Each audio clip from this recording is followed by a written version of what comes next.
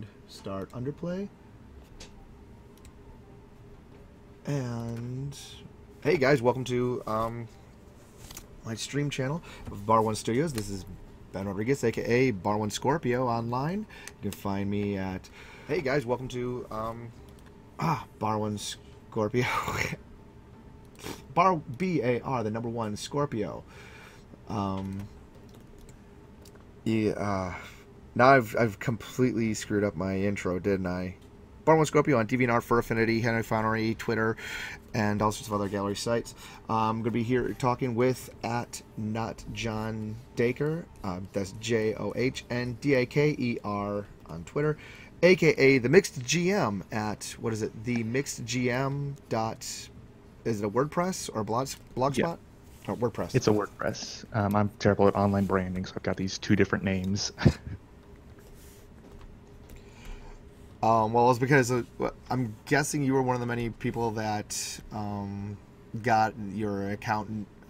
Did you get a regular account nuked so that you're the not like Well, I'm trying to think like the Glomar, like Glomar keeps on getting his channel, his Twitter handles nuked. Actually, somehow I've managed to avoid getting suspended or kicked off Twitter. I don't know how. I guess no one's paying attention to what I post. But the reason it's not John Daker is there's this old video online of this public access show where this guy is singing terribly, and his name is John Daker. I mean, it is awful singing. It's what I sound like when I sing. So I decided I'm not him, but I do sing poorly. So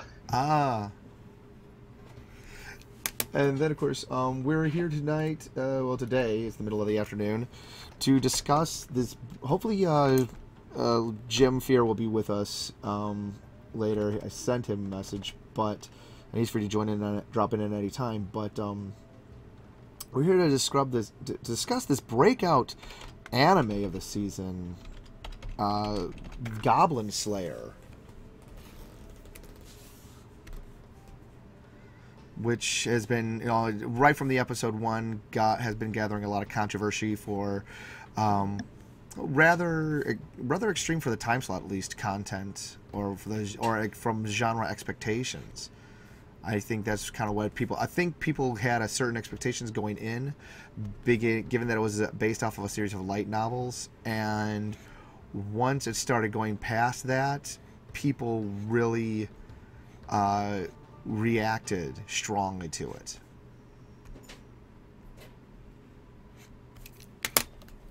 Yeah, now I've not really read the light novels. I read a little bit of the manga, and based on what others have told me about the light novels, and you can correct me if I'm wrong, but it kind of glosses over some of the unfortunate things that happen to the victims of the goblins. Whereas in the manga and anime, it seems to tend to show it in more detail. Yeah, from what I've heard and from what I've read on TV tropes, they go into quite a...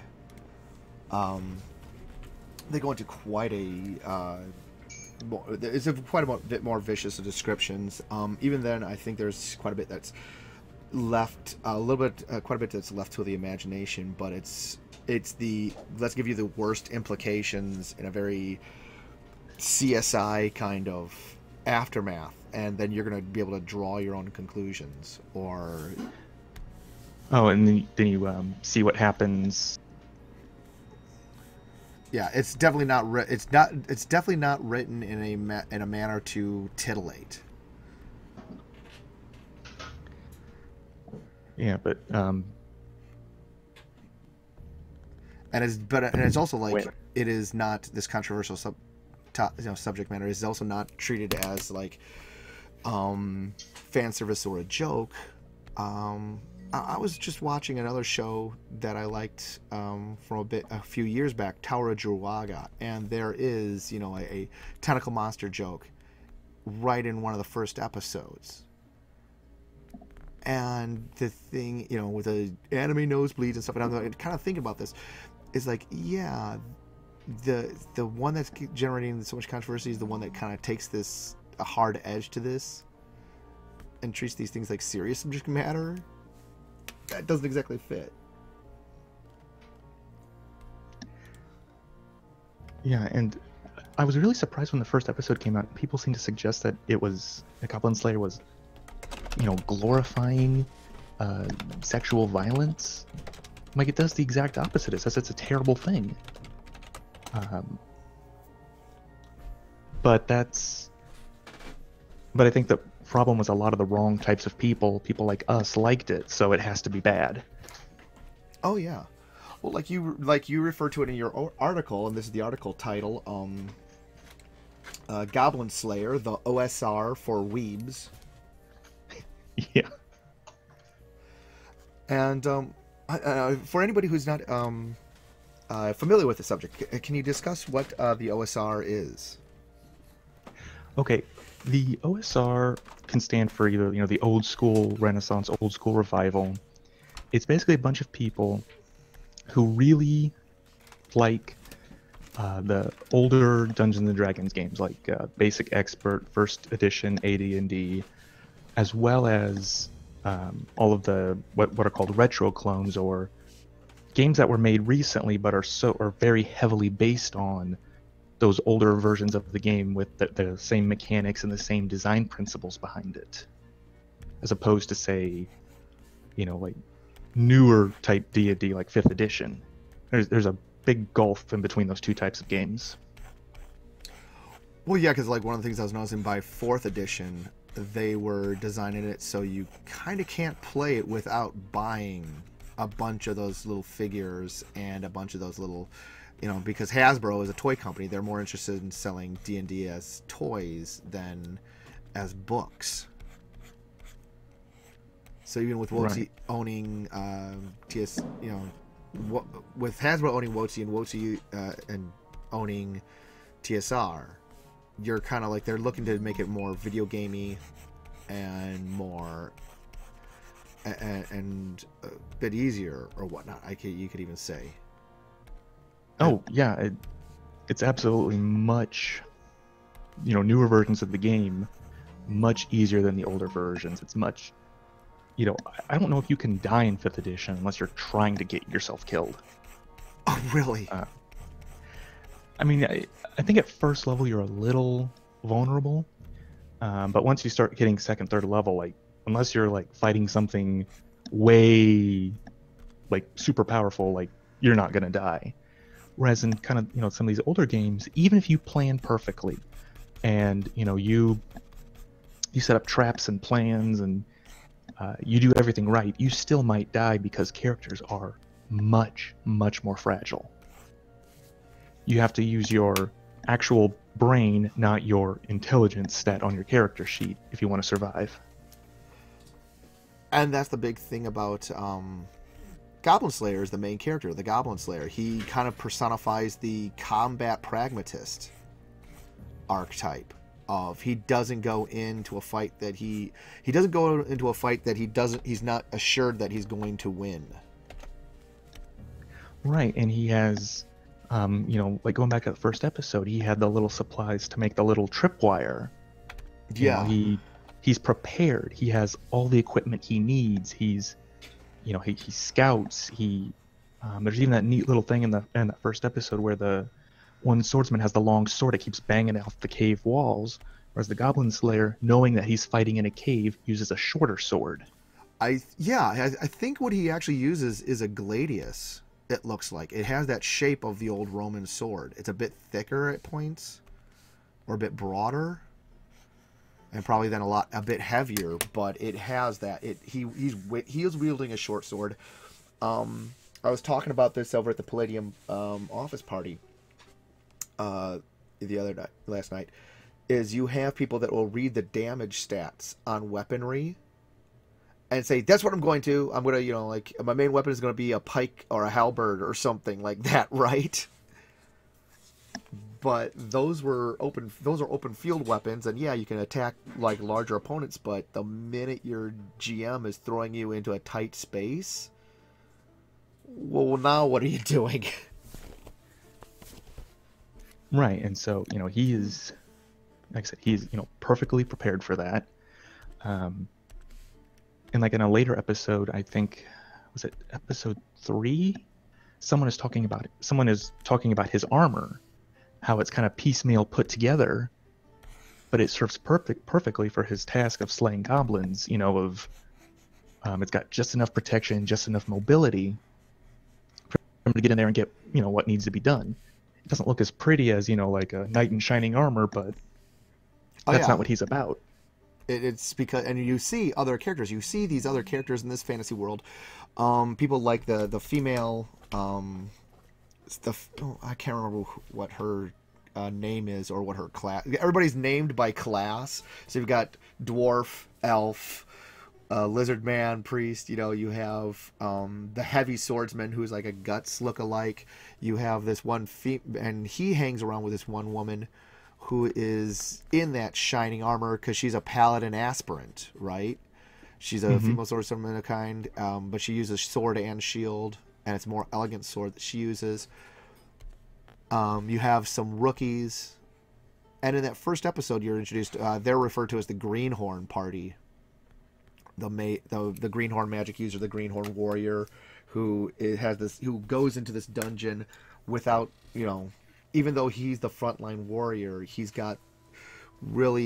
under armored, he's got over sworded, he's got that long sword that he's swinging around in one hand, and he looks just such a cliched isekai fantasy anime protagonist. He looks like half of a dozen protagonists from other anime, which is why I think it cold cocks everybody when he makes he makes a series of mistakes, but the fatal mistake is he's not using his sword right in this tight confines.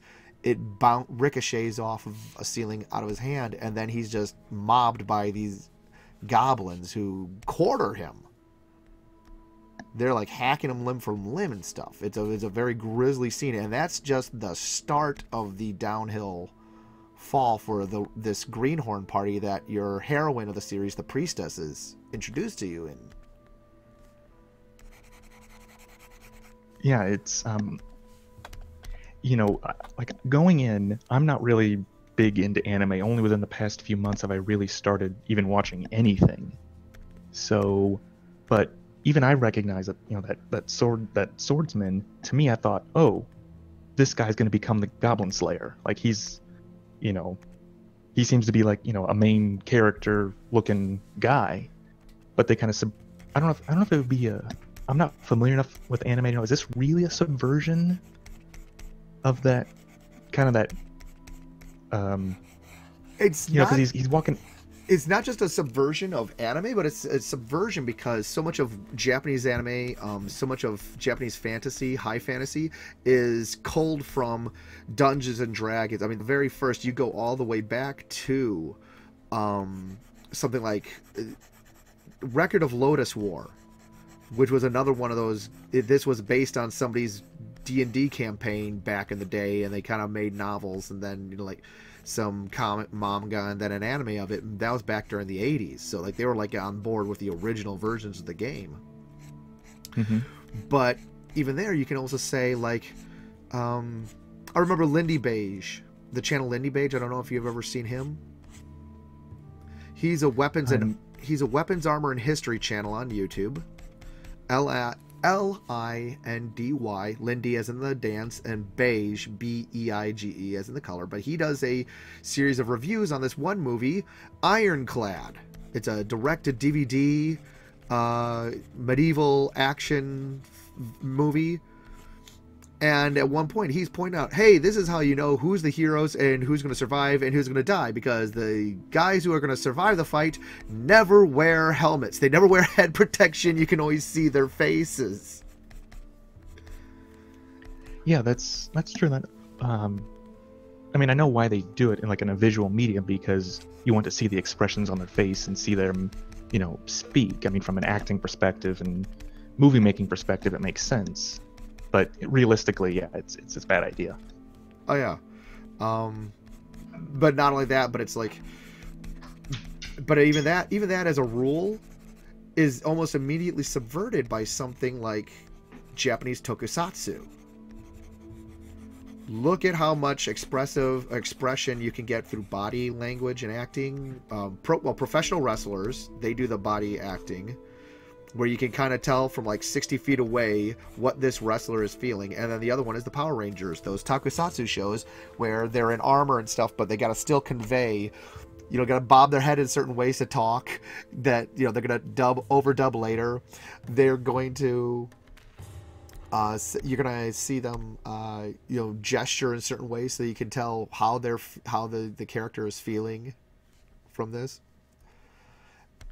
And Goblin Slayer is kind of very much the same. They actually he can actually, even though he's terse, it's what he's not saying or how they'll have, like, they'll just cut to his helmet and, you know, okay, he's thinking about something.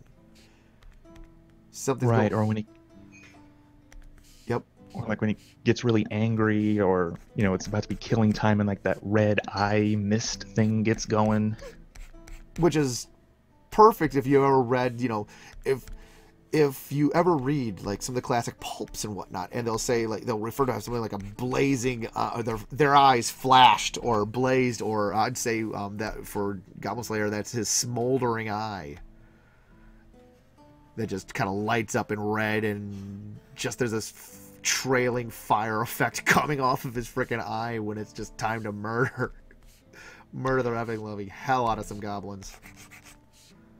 Yeah, and you know, and the goblins, you know, kind of, they deserve it. The whole scene early on with the goblin children, you know, where he goes in and he kills the goblin babies, and even the priestess who, you know, who's just seen everything the goblins do, she's like, well, do you have to kill the children? He's like, yes you do, because they will grow up to do this. They'll start that cycle all over again of attacking, raiding, doing small raids, then doing larger raids, and eventually you start off with like nicking small stuff off of these farms, and they get to the point where they're going to wipe out an entire village. And it's also one of those things where he's been doing this for how many years, and yet you also get the feeling that he almost keeps his campaign exclusively to the frontiers. This frontier town is the name of the town they operate out of, and he's focused, you know, he does most of his work, you know, from farm to farm, or small village to small village, because it's these cowboy frontier areas where humans are pushing into the wilderness that are the most vulnerable. So when you're actually organizing a campaign, that's an important thing to remember. Right. I mean, even you know, probably the most played adventure of all time is, you know, B2, The Keep on the Borderlands, which is just a castle on the edge of, you know, human civilization. Out in the wild, there's bandits and monsters galore. You know, I mean, that's the, you know, if you're listening to this and you ever want to start a, you know, a D&D type game campaign, go to the Borderlands. Don't go to the big city. Don't be in the capital. Go to the Borderlands. That's where the adventure is. Oh yeah, and it's kind of that way because it's when you think about it, it's also like there's the touch of you know, the old classic westerns. You talk about like how there's this mix of in anime with the samurai and whatnot, the wandering samurai and the wandering cowboy archetypes of going from town to town, meting out justice, you know, however they can. But here you see it in the high fantasy, and it really gets you to think of like, well, okay, why do you have these constant things? Well, it's because, yeah, there was, if you look at some, say, like Palladium Fantasy, I don't know if you ever played that one, but there's a world backstory, and in the world's backstory there was a War of the Gods kind of thing. There's a great elf-dwarf war that 10,000 years ago, in the end of the last great age of magic, that wiped out everything. I mean, it was basically a magic nuclear war, and so the rest of the world is kind of on the recovery, and that's why you have these in your overworld, in your meta world. You have all these like ancient, lost dwarven cities and whatnot underground that are your classic dungeons for the dungeon crawl. I don't know how many other games will do that with their overworld. But when you have this going, it's now it makes sense that, you know, if a resurgent humanity is kind of pushing out into these frontier, you know, these western frontiers, the places become like the Wild West, and you're going to either be fighting other natives or other, you know, invasive species, or yourself. Hey. Yeah. I see James, but he's muted.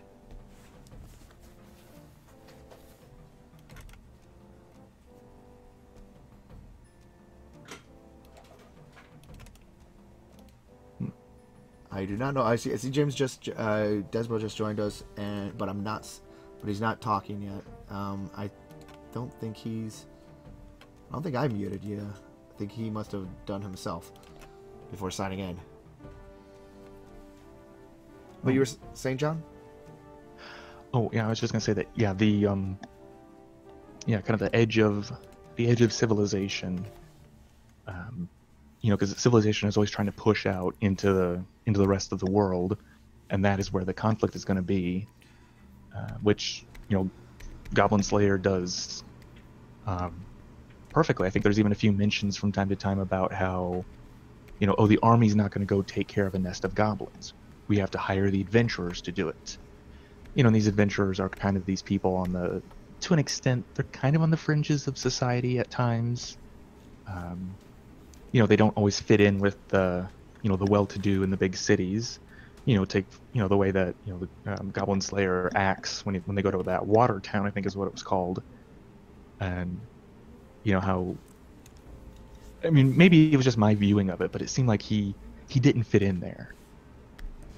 Oh, but yeah. He does fit in on the border. In Dodge City.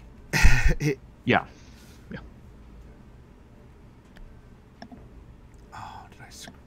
You know, like I recently watched for a few dollars more the Western with Clint Eastwood, and you know, they've got the bounties, you know, up on the wall that, you know, they take down and say, okay, I'm going to kill this guy or I'm going to bring him in, and, you know, that is very much, you know, Goblin Slayer. You know, they go to the Adventurers Guild, which is surprisingly nice considering where they're supposed to be, but, you know, I'll let that slide.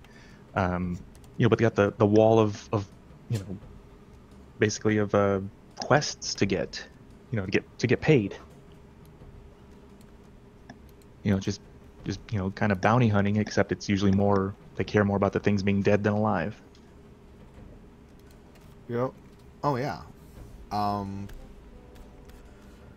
I think in the books and stuff, you get into the Goblin Lord that they're about to see. I'm not sure. This is going to be like for episode 12, because we just had episode 11, which is, you know, part 1 of the Battle of the Farm, which is kind of funny because I'm just comparing this to every other high fantasy series, and this Hallmark maybe it's a thing of this, the ground's eye of this dark fantasy series of Goblin Slayer, is that instead of a raid on a castle, instead of like a big siege at a castle or an attack on a city, or where you have the classic, this really kind of only happens in fiction, the huge armies clashing in an open field, you know, like the Battle of the Bastards or something in Game of Thrones. Well, no, here, this season, the season 1 of Goblin Slayer is ending on the crescendo of, after several dungeon crawls or meeting or going into old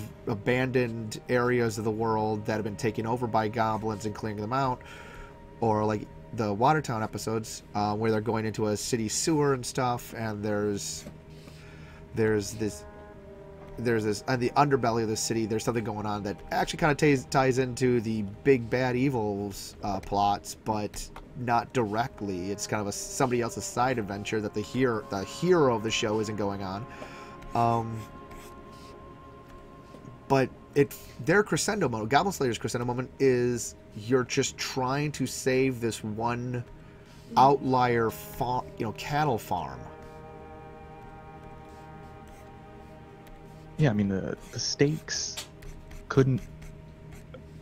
In a sense, the stakes couldn't be any lower, and yet they couldn't be any higher.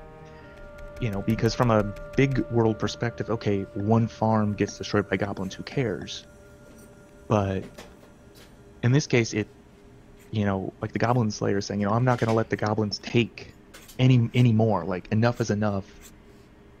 We're pushing them back. We're going to kill them all. Goblin genocide. And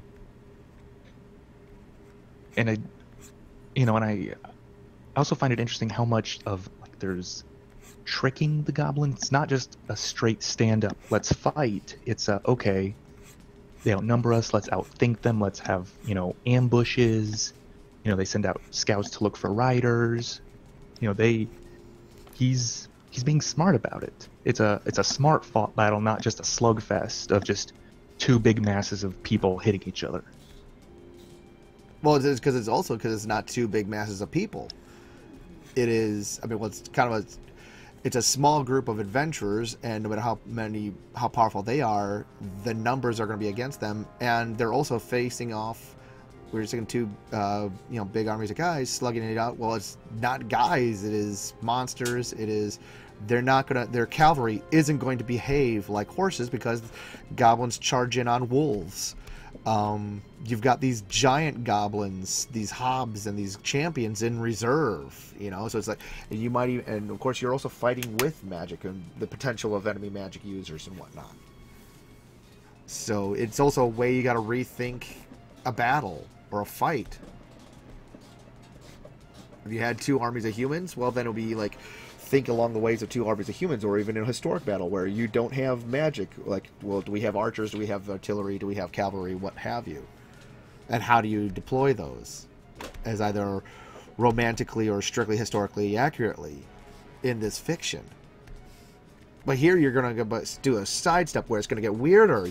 It's going to be that extra layer of unpredictability, unless you have somebody like the Goblin Slayer whose expertise is just living these guys that most people have been ignoring. Right, yeah. And I love his single-minded focus on killing goblins, because it broadens his... I don't know how he says. He has a surprisingly broad set of skills and knowledge because of his single-minded focus on killing goblins. He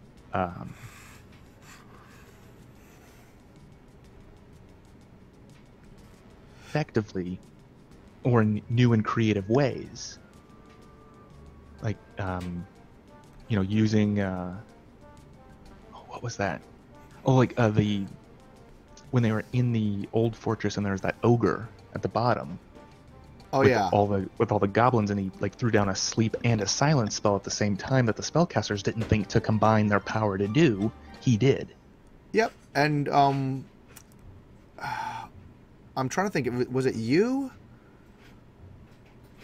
in the what was it? The Pathfinder 2.0 reviews? I can't remember if it was you or if it was somebody else doing that.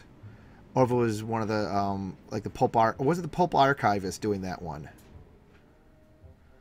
But it was like a 5-part review of Pathfinder 2, and they point out, how easy, simple, and the sleep spell. Yeah, the Moldvay Classic Sleep Spell is just a great spell if you know it and you know when and how to use it. But the Pathfinder one is almost, profoundly broken.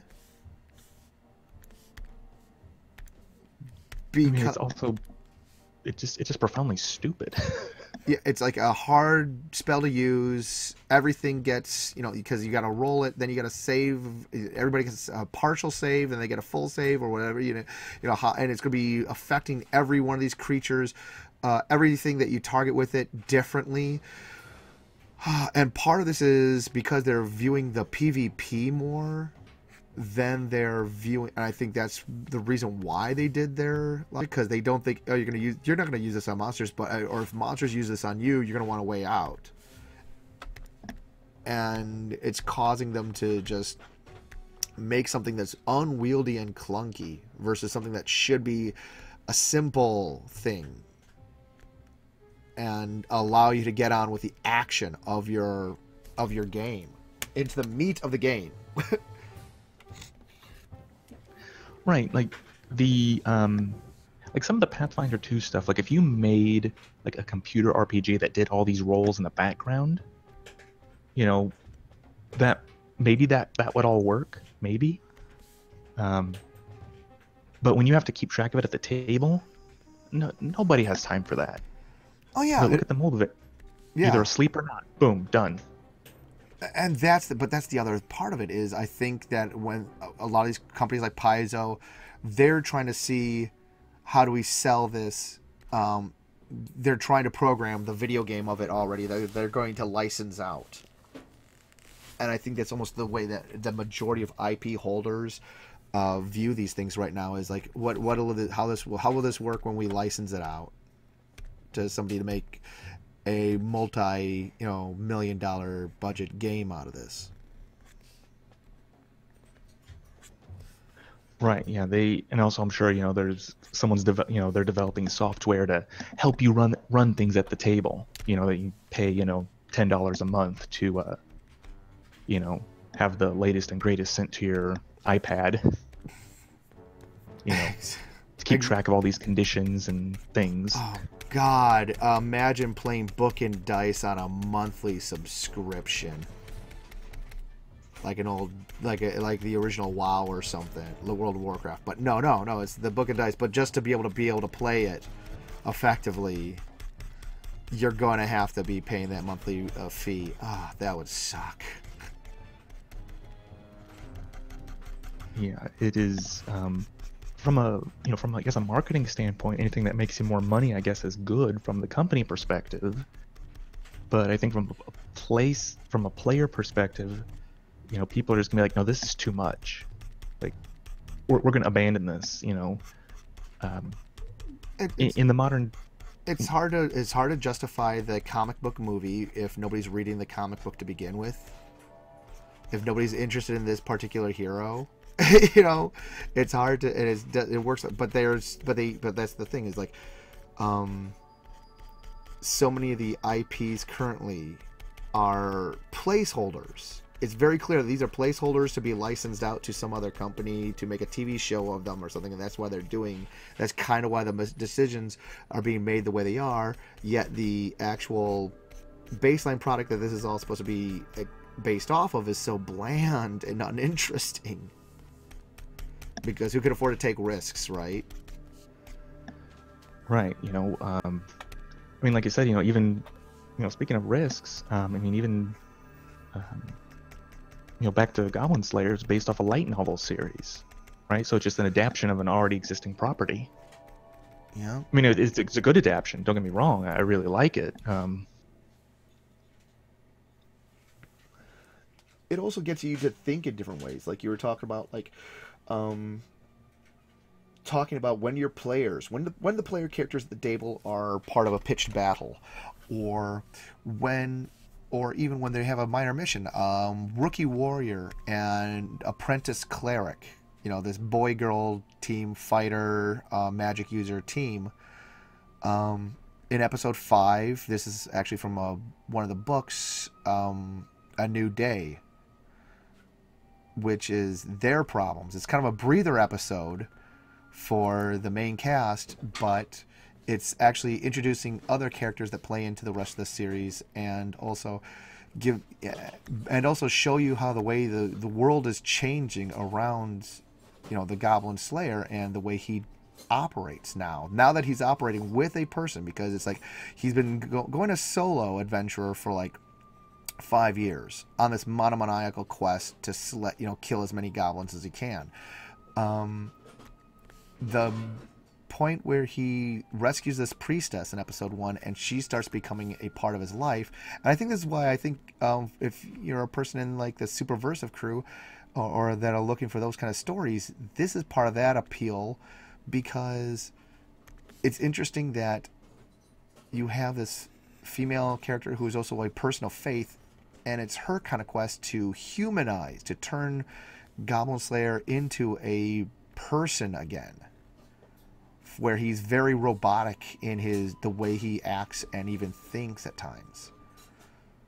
By episode 3, she's like, there's this girl, 15 years old. She's a novitiate priestess of this Earth Mother goddess. She can cast a couple of miracles, but here's her giving this far older, more experienced, she's a porcelain rank, giving a silver ranked adventurer basic points and tips on conversations. Yeah.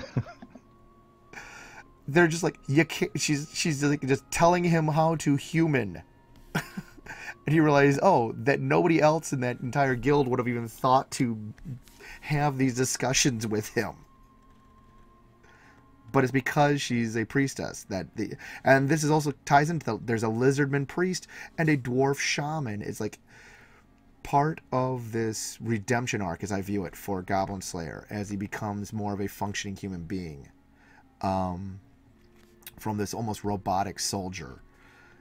Is he's surrounding himself with a party that is, they could have gone with mages, they could have gone with wizards. There's, we see a witch, we see different, like fireball casters.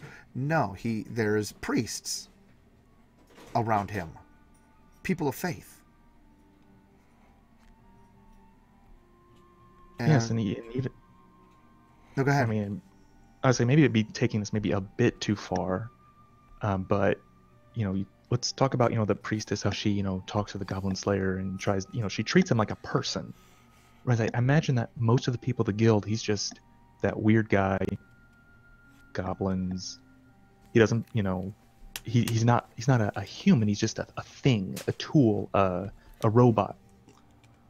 But. And this isn't made explicit in the show as far as I can tell, but because she is a priestess, theoretically she probably thinks that all people are children of the Earth Goddess, live on the Earth Goddess, something, that I'm wondering if that is partially what's motivating her to try to, in a sense, I think she's trying to save him in a way from his own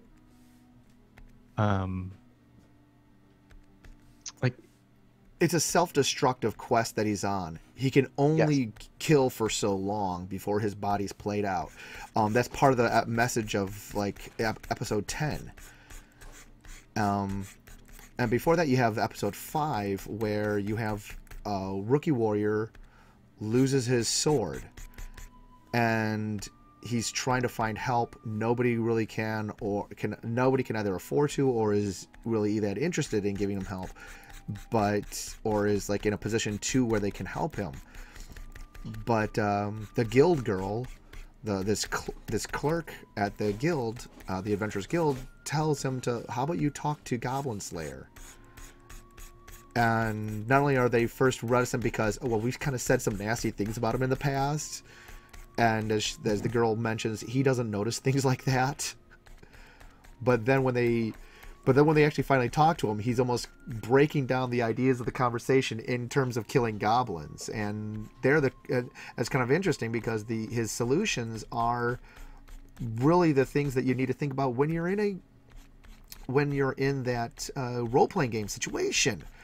Is crafting craft weapons, make a cudgel instead, and go in to recover your sword. Using that because, hey, sticks are free and kind of everywhere.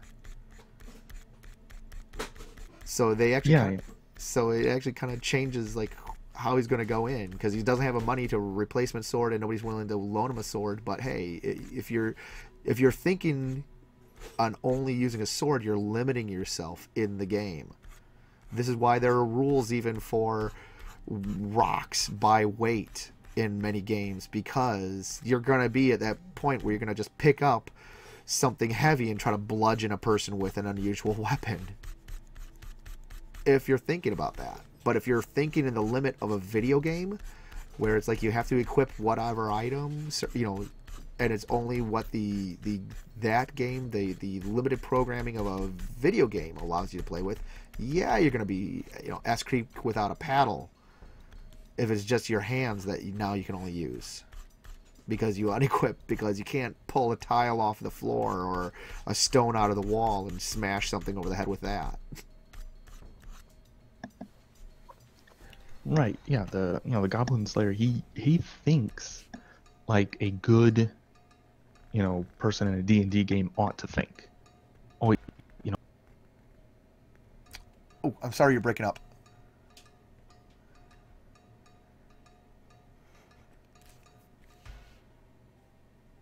John? Oh, yeah, sorry. Are you still there? Yeah, you broke up there for a second. Oh, okay. Sorry. You were at the good D&D player ought to think, and then you kind of started cutting out, unfortunately. Okay, yeah. Yeah, the Goblin Slayer, he thinks like a good D&D player because he's, you know, thinking outside the box. He's, you know, he you know, like you mentioned with the whole, like, well, just, you know, you lost your sword, just get a stick, just a club, just, you know. And, you know, he would use a rock, he would use anything. I mean, there's even with that that monster that is totally not the beholder because, you know, WotC has the rights to a beholder, but it is a beholder. When he does the whole thing with the flower and the, you know, and the fireball to make the explosion. I know it's kind of funny. It was kind of funny because I read about the flower and the fireball. Although it was pollen and a fireball used a bit back when I was reading a YA novel about somebody's doing like a young Sherlock Holmes series, and they did a similar. They talk about that general science principle and as part of and to that, so you can have this really cinematic big explosion in a young adult novel, but also have a educational of how this happened, how it worked. Yeah, you know, and you know, whereas. And when you're paying attention to the series, you know Goblin Slayer's entire line of thinking of how he got to knowing this, because how he got to knowing how about to bring a canary down to a mines because they'll react to poison gas. Why would he be talking to miners? Why would he be talking to dwarven miners? Well, because who would be the experts on constantly going underground? Well, where are goblins constantly underground? He needs to know this stuff, so he talks to anybody else in the field that can help him out. Right, yeah, he, you know, I mean, he, like I said, he's thinking a little bit outside the box. Like, can you imagine in a, you know, like in a role-playing game, if you're going to go to an elven fortress, you know, an old abandoned elven fortress, maybe you should talk to some elves, you know, to learn about what's on the inside. You know, these are smart things that he does. Whereas most people, most gamers, I think, fall into the trap of poke everything with a 10-foot pole. Here, there's a way to there's ways to seek out the knowledge to circumvent that stuff. Right. Yeah. Yeah. You know, you can. Yeah. Circumventing traps is just as effective as disarming them. And in fact, it might be better to circumvent a trap rather than try to, you know, poke with a 10-foot pole and activate it, because you could possibly trigger it later to, you know, if you're running from an enemy, you run them into the trap, and if you know it's there because you've asked about it, the trap will kill the person for you. Yeah. Maybe. Or if you learn those signs to recognize the trap at a distance, to like, that's bait. Yeah.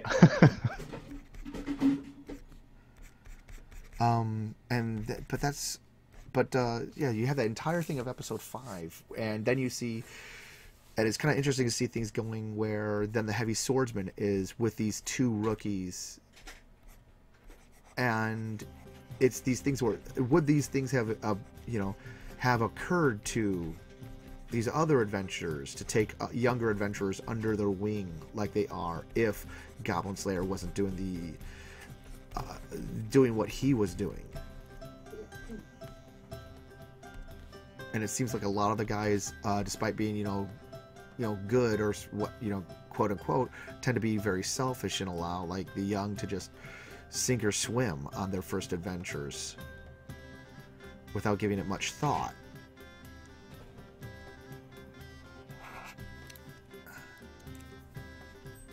I do not know why. This thing is fiddly.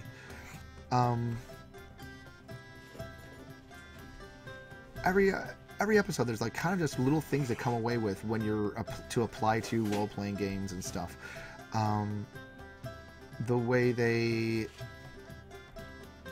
part of it just the way one or two enemies can act and whatnot, as opposed to just, and I think also it's the OSR, just the idea of having very limited resources and resource management being important to the battles and whatnot of characters. And I think there's kind of why it's such a satisfying series is you end up rethinking the way you come, that you start rethinking the way you apply these things to video games, and also you kind of look at some of these other animes, the more stereotypical, based off of video game style role playing, or just the tropes of fantasy and high fantasy role playing games, or even other high fantasy novels. Somebody who reads like a bunch of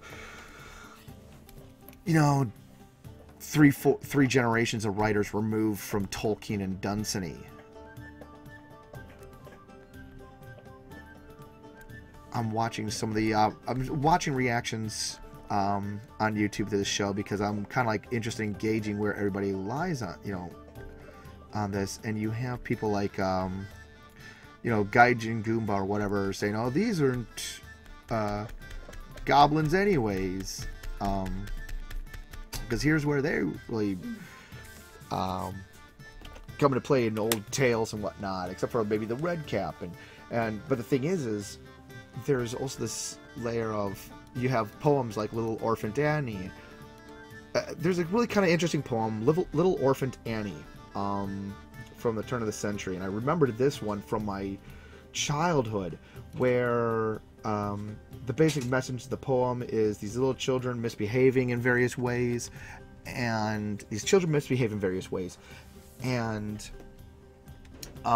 the goblins will get you if you don't watch out. If you're not minding your P's and Q's, you're not obeying. And that's kind of interesting that in episode 3, episode 3, before they go into that elven stronghold, they're discussing the possible origins of goblins.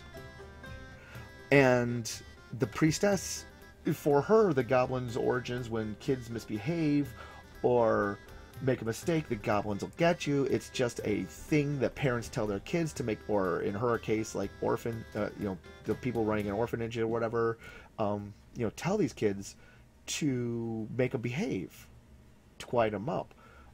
Then there's, the dwarves believe that, the goblins come from even deeper under the ground, because they're constantly fighting goblins in their minds and whatnot. And then to have the Goblin Slayer, what his sister told him is that they come from the green moon, and because there's 2 moons in the sky, one of them green, one of them red, and because the moon is a desolate place with nothing on there, the goblins are all very jealous and hate anyone with more than them. So if you become jealous, if you're green with envy, then you're like a goblin. And that's also kind of like part of what shapes him, the Goblin Slayer, as a character, is him. When the guild girl mentions he doesn't notice a lot of the conversation and whatnot, he doesn't play to envy, and unfortunately, but he does play to, his sin is very much wrath, because he can't let this thing go. Meanwhile, you have, but also meanwhile, like I was mentioning, a character like the heavy swordsman, who's now taking in under younger warriors under his wing. These other younger guys are going to be able to carry on the fight well after the Goblin Slayer and the heavy swordsman have to lay up their sword, hang it up. But they're going to have the experience to keep on protecting these border cities from this. So it shows you the kind of the entire progression of how a campaign runs. Jeffro Johnson mentions how other books in Appendix N kind of lay out how you're supposed to run higher level campaigns as a person that is like a lord of some manner, but who still has the access to go out adventuring. And that's kind of happening in the lower game here, in the meta game here, or the meta text of the series. Yeah, I mean, I agree with everything you just said.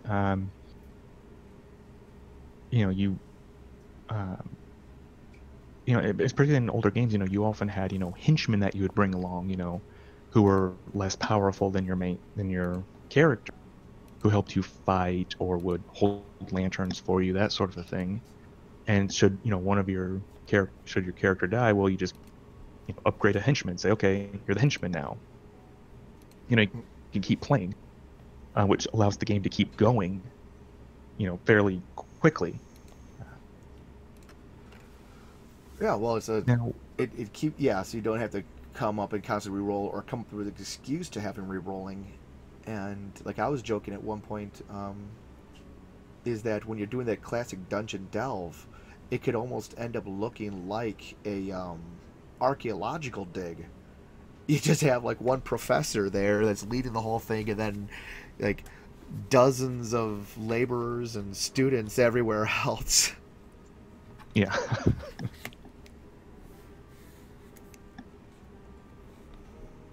And one other thing we kind of mentioned in Appendix N, the spell casting system in Goblin Slayer is pulled straight from D&D, pulled straight from Jack Van. Oh yeah. And I think it's even mentioned several times. I only have X amount of spells right now. I only have 3 spells left. I only have 2 spells. That sort of a thing. Yeah, the little priestess, as she begins, she has 2 spells. And she can she can perform her miracles 3 times a day. There's minor healing. She's only got minor healing at the start. Then she has and holy light, which will pretty much blind anything underground, like a goblin,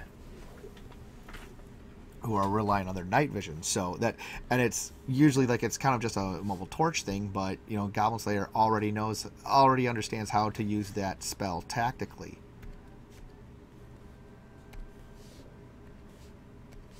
Right, and I think it also helps the magic feel impactful, and helps us as a viewer to kind of understand the limitation, because in some media, they can just shoot magic just because, but without limitations, without knowing what can and can't be done, there isn't as much narrative tension. Like one thing that always bothered me, for example, the Harry Potter books. As far as I can tell, you can just kind of magic up anything you want, when you want, how you want. Other than speaking the words quickly enough, I never got a sense of understanding what the limitations were. Whereas in something like this, I've only got 3 spells. Once they're gone, and you can't cast them. So if you're out of spell, if the priestess is out of spells, and she wants to cast healing, too bad, so sad, can't do it. And so us as a viewer can have we can have some tension there. Like, how are they going to resolve the issue? They can't just magic it. Well, and going past that on the meta, think about this. There has not been a Harry Potter role-playing game. Like, you have, so you've had some video games and stuff, and you can have a Lego Harry Potter, but you can't have a book and dice because the magic is so fundamentally broken. It's just whatever, and how the hell do you not have these students constantly turning each other into slugs or something? That's the number one. Like, how does that even work in game unless there's like some limiting? And it never really, because it was more about just telling the story of being in a boarding school or whatever. And it was never about actually the magic or the system. And you also have some writers that'll come up with Sanderson is popular for coming up with these elaborate magic systems. So, but mostly it's just, and the reason why you have so many writers who have to feel like they feel like there's an innate need to build these magic systems, but it's kind of just a preservation of narrative tension, because how can you not? How do you, if you look at magic as a resource, how can you, so you don't have to have your readers constantly asking, well, how come they just didn't magic their asses out of this situation once again? How are they just not casting fireballs all day long to solve every problem? And that's kind of like, it's a dedication to a witch, is like to introduce how powerful she is. What is it in episode 2? She uses a fire. You saw in episode 1 the greenhorn magic user, this girl that gets, stabbed viciously with a poison knife because goblins want to take out magic users first. They know enough to take out magic users first. But she has a few slots a day, and for her it's a big thing to cast a fireball spell. And then the witch, who's wearing the same hat, same style of magic, you're guessing, possibly who this other girl could have become in a few years if she hadn't died. She uses a fire spell in Flummery to light her pipe, just to smoke, and says, "You think this is a waste? It's not." But go ahead. Sorry. I was gonna say, yeah, exactly. But even with that, with that witch who is more cleavage than person, you get the impression that yes, it's a spell that she casts, but she has so much power that it's only just a little bit that she's using. She has so many slots, or however you want to put it. The silver ranked, and there's that gap between the opening rank and somebody who's worked their all the way up to, third tier from the top. Right. I found the adventure ranking system as a very clever way to just say, this is a level 1 adventure, this is a level 4 adventure, this is a level 7 adventure, just to kind of gauge relative power levels of characters. It's a, from a storytelling perspective and from the audience perspective, I think it's a neat little way to just kind of let you know, oh, they're porcelain ranked, they're weak, they're silver ranked, they're strong, Exactly. They can cast spells a day, they can swing these heavy swords, no problem.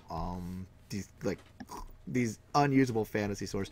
This is also kind of like I love watching the reactions to the show, because you're having gamers like Jim Desborough, who signed in here, but he didn't unmute himself still. I don't know why. But then you also have Shadiversity. He's done like 2 episodes on Goblin Slayer now. First, just talking about making monsters monstrous again. He talks about these monsters in the Wheel of Time series, where they're quenching, the villains are quenching freshly made swords in the blood of young kidnapped human girls. So it's you get this very obvious, they're not just evil, this is exactly how evil they are. And it's just horrifying. Or taking captured human villagers are being marched by an evil army of monsters who are using them as rations. Is they're every night they're just setting up their camp and they're eating a few of these humans. And it doesn't go into explicit detail, but once you understand that this is happening, these are the stakes, and this is how low a threshold of the valuing human life that the bad guys have, or life in general. You then have, but so that was one of Shadowversity's videos. The other one was just picking apart Goblin Slayer's weapons and armor. You know, how it's the shield is likely a targe would be the classification for that shield, as opposed to a buckler, which would be smaller. And like how effective all this stuff would actually be. So you have kind of it's a really great show for actually allowing people to discuss these things. Yeah, your hero should have helmets. That's kind of identifying your heroes is why we have why historical helmets had those great big plumes, and you had the heraldry on the trying to remember the tabards. You know, you have this cloth that, garment over your mail to actually keep you cool, so it's not absorbing all the light. The metal isn't absorbing all the sunlight, and you're also but also it served as identifiers for who's who on the battlefield. But we got so used to in cinema doing this that it kind of just becomes, you don't picture somebody wearing a helmet even when you're reading a book.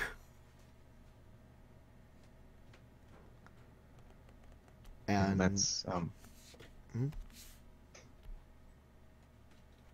You're saying? Oh, I was just gonna say, yeah. I was just agreeing with you that, yeah, even when reading books, sometimes I don't imagine characters, wearing helmets, just because I was so raised on movies that that's unfortunately how I think. I know. Nobody thinks of Conan the Cimmerian ever wearing a helmet. Because did Arnie really wear one in those iconic shots of the movie? Nah. How often are they wearing a helmet in like the Frazetta paintings that everybody has the pastiche of Conan? And yet in the books, he's clearly referred to as wearing armor, of some sort. And because for good reason, because your hero shouldn't be stupid or having to rely on plot armor the entire time.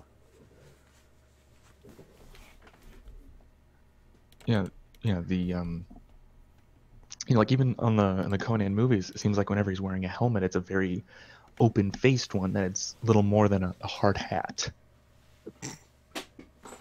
Yup. Well, thanks, man. I think we got a pretty good hour out of talking about this. I'd like to thank you for joining me, John. It was my pleasure. Thanks for having me on.